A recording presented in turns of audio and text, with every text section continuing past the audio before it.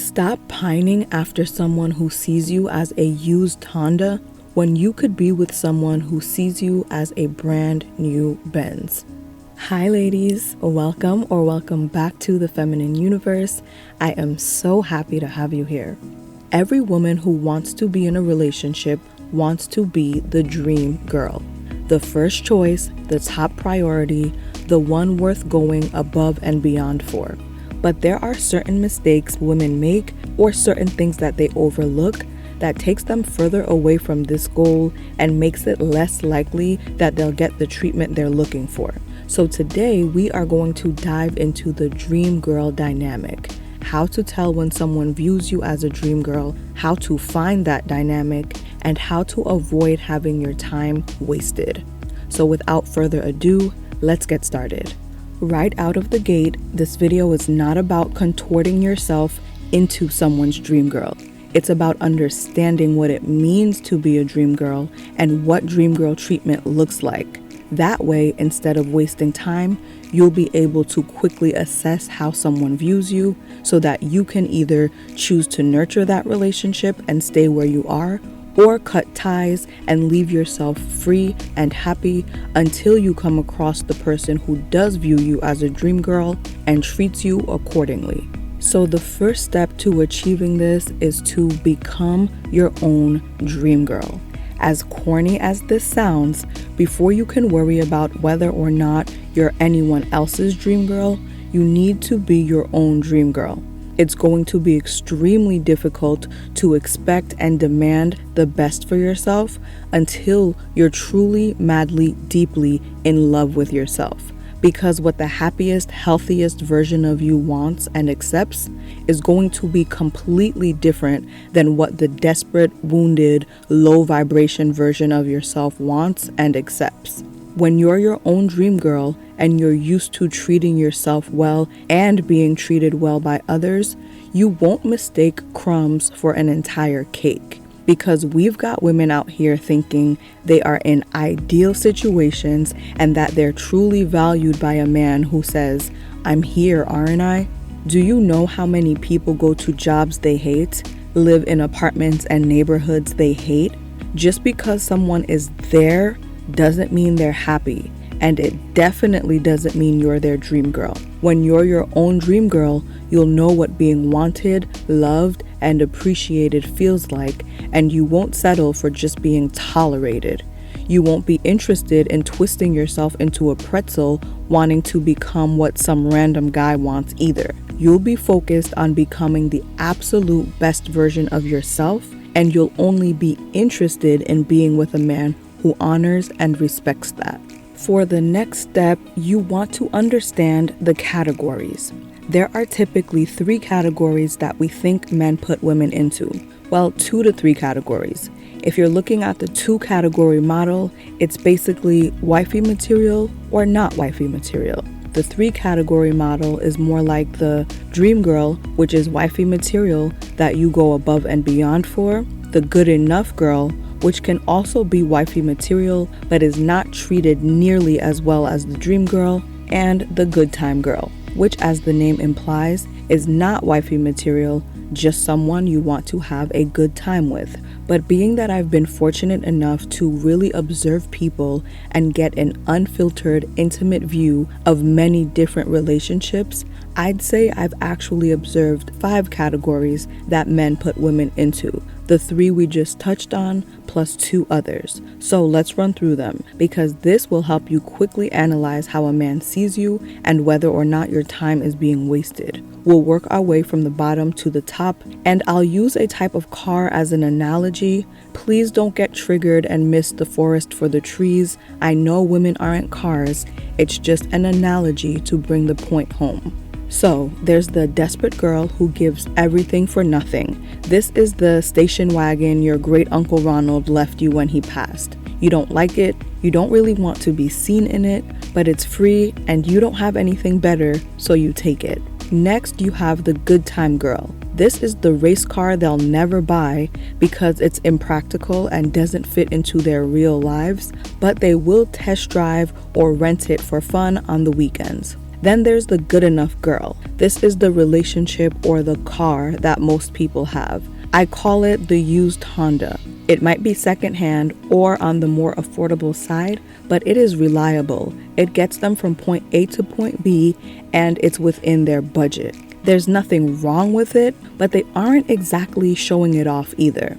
Then there's the dream girl. Now this car right here might motivate them to get a whole new degree or get a whole new career just so they can afford it. This is the Benz, the Porsche, the Rolls Royce. It's attainable, but they're going to have to work their butt off for it. And once they get it, you can tell that it's their pride and joy. And lastly, you have the out of your league girl. Let's call her the Bugatti. This is the car that they may scrape and scrimp to buy, but in the long term, they can't keep up with the maintenance or the repairs or even the monthly payments and end up having to give it away or have it taken away. The whole thing ends in shame and disappointment. I want to do a full video on these categories because truly understanding this will help you pinpoint some of the challenges you might have while dating and how to do better for yourself. And it will also help make it very clear when you're in a situation that you should just move on from. Understanding this can also help women who keep finding themselves trapped in a particular category over and over, understand the mistakes they're making and what they can change in order to move to the category they want to be in. So if you want to see that full video, drop the word categories in the comments. The next step is to understand that being a dream girl is not just about looks. Fact of the matter is, you can be the most conventionally attractive person and not be someone's dream girl. We've all known, seen, or heard about gorgeous, stunning women being treated horribly. If it was all about looks, then that wouldn't happen. We've also seen couples that leave some people wondering, how did that happen? Or what does he see in her? And not only is he with her, he adores her because she's his dream girl. And this happens because, contrary to what many people think, every man has his own definition of a dream girl, just like every woman has her own components that make up her dream man. Will there be overlap sometimes? Absolutely.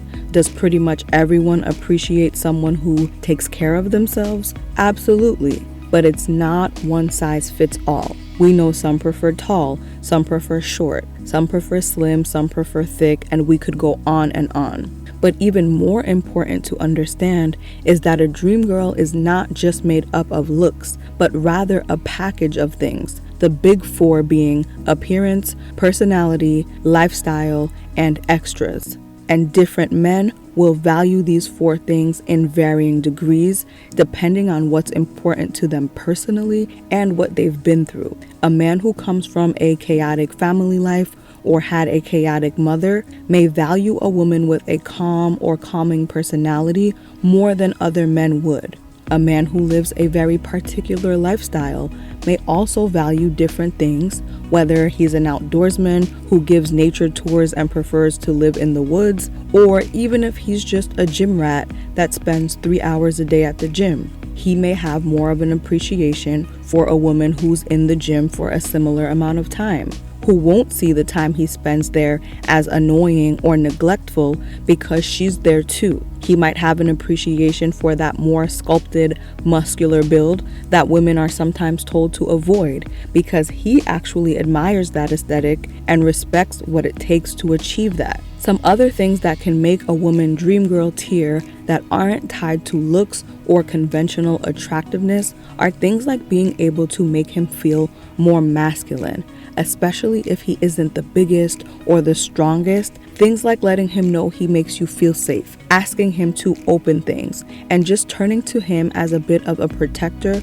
will make him view you as more of a dream girl because he's getting something he's always wanted. Whether they like to admit it or not, most men want to feel like the king of their castle. In that same vein, making a man feel seen, heard, or chosen, especially if that man has always lived in the shadow of other men, whether it's his father or brother or other men in his circle, in terms of success, looks, or anything else, will be greatly appreciated. Or if they've ever only been seen or appreciated for one thing, like their athleticism, but never their intellect. You being able to notice and appreciate a side of him that most people don't can put a woman in the dream girl tier. Something else like being into their obscure hobby or lifestyle. We touched on something like the outdoorsman or the gym guy, but there's also the anime guy or the Dungeons and Dragons guy. They may not always find a girl who appreciates that or is even into that herself. Sometimes your dream person may not have everything on your wants list, but they end up giving you things you didn't even know you needed or things you didn't think it was possible to get. And once you find that, it's going to outweigh more superficial things many times. The next step is to stop talking and start listening. Dear heavens, here we go. So many women think it's sexist or trying to diminish them in some way when you say to be quiet. But really, so much of it is for your own protection, especially when vetting, when getting to know a man and trying to get an understanding of how he feels about you and how he will be in a relationship. Studies have shown that men speak less or use less words than women. And that's important to know because if you choose to take up most of the getting to know you period, speaking instead of listening, if you're going to go on and on about what you want and what you expect, or you're trying to prove yourself and trying to flex about what you quote unquote bring to the table and how much of a catch you are, most men will let you talk and take the notes they need to take to get where they want to get, while you completely deny yourself the opportunity to let them speak their mind about who they really are and what they're really looking for, especially when it comes to their intentions and their preferences. You may have heard this saying before, men don't always deal with the women they want. They deal with the women they have access to. And most men, especially those who are just trying to get in and get by, those who don't have good intentions or long-term intentions, are going to do everything in their power not to jeopardize that access by exposing themselves or hurting the feelings of those accessible women. And by you doing all that talking, it makes it much less likely that they'll slip up and say things that let you know they don't really like you. And this is why learning to listen and listen strategically is extremely important. And 3 of the things you want to listen carefully for are attraction, respect, and a combination of care and protection. So is he attracted to you? People get offended by this all the time. But honestly, one of the main differences between friendships and romantic relationships is physical attraction. I'm not saying to be reduced to just your looks, but just to understand that they play a part in the dream girl dynamic. And remember, attraction is not just about being conventionally or physically attractive, but rather him being attracted to you and your entire package. So here you're listening for compliments. I found that most men are quite expressive when they like something about you. Any jabs, insults, or nagging is a clear giveaway, but you're also looking out for a lack of commentary as well. Just complete indifference to your existence is not a good sign. Now remember, some guys aren't the most verbally expressive, so this is not an attack on quiet, shy, or introverted guys, but it is one data point to consider against everything else that he shows you. Next, does he respect you? If you say you don't like or don't want to do something, does he goad you and tell you you're being childish or closed-minded and try to guilt you or keep convincing you or pushing you? Another show of respect is the way he speaks to you and the way his people speak to you, because the way they talk to you is usually a direct reflection of the way he talks about you to them.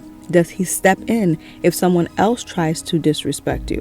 And does he care for / protect you, or at least express a desire to do so? It can be the small difference between you talking about your love for the pyramids in Egypt and him saying, "I'd love to take you there one day," versus who's paying for all that. Even quote unquote jokes usually have a little bit of truth behind them. Just listen. That desire to care for, protect, or make you happy will be expressed verbally and also through his actions for the less verbal types, which moves us to our next point. The only thing more important than what he says is what he does. Some women get so caught up in the pretty words that they forget to make sure the actions match. So the next step to properly assess this dream girl dynamic is to be very observant and watch how he treats you. This includes the big things and the little things, because when you ask some women what dream girl treatment looks like, you may hear a lot of them get caught up in a lot of lavish things. And while your girl also loves receiving nice things, I can think of a dozen women I know who have received insanely lavish gifts and have still been treated poorly. Remember, people can buy things as a means of control, as shut-up gifts, or because they just have the funds like that, and it really doesn't mean anything to them. So while I fully believe that care and love includes actions and will absolutely manifest in some tangible ways, things and purchases definitely should not be the only measure of someone caring. So watch for other things like how he behaves when you need help with something. Does he offer to help, or do you get good luck with that energy? If you mention something about someone harming or annoying you, does he side with you most of the time, or does he always rationalize for the other person no matter what? Does he keep score of the things he does for you? Is he constantly repeating it like you're a burden, or holding it over your head like you owe him? Does he forget plans or cancel with you often? When he has a choice to spend time with you or others, how often does he choose you? Are you a priority? Also, always observe how he treats you in comparison with others. It's a great baseline. Lastly is to be brutal, but don't take it personally. When it comes to deciphering if you're someone's dream girl, be brutal with yourself. I know that sometimes it's easier to make excuses for someone rather than confront the idea that they just don't think you're that special. It's easier to say, he's busy, he's scared of commitment, he'll change. That's just the way he talks. He's not the sentimental type. It's the thought that counts, and so many other things. But instead, try asking yourself this. If he thought you were a unique, special, priceless, once-in-a-lifetime opportunity that anyone could come snatch up at any moment, if you were his dream girl, is this how he would treat you? Is this how he would speak to you? You have to choose to stop making excuses and start telling yourself straight up, if he wanted to, he would. It's not the most pleasant feeling, but instead of trying to delay the inevitable, you actually want to get there as soon as possible. Because the sooner you face that, the less invested you'll be. And the sooner you can move on and leave room for someone who wants to do right by you and who does exactly that. Someone who wants to show you how they feel about you every day. Now, while you're being brutally clear and brutally honest with yourself about how a man probably views you, you should also remember not to take it personally. I believe it was Dita Von Teese who said, "You can be the ripest, juiciest peach in the world, and there's still going to be somebody who hates peaches." You not being someone's dream girl doesn't mean you're any less ripe or any less juicy. It just means they might be looking for an apple or a kiwi. And why would you want to waste your time with someone who hates peaches or just tolerates them when you could be with someone who thinks peaches are the best thing on earth? Stop pining after someone who sees you as a used Honda when you could be with someone who sees you as that brand new Benz, that Porsche, Lamborghini, or Rolls Royce. Do you hear me? Okay, well, that's my take on the whole dream girl dynamic.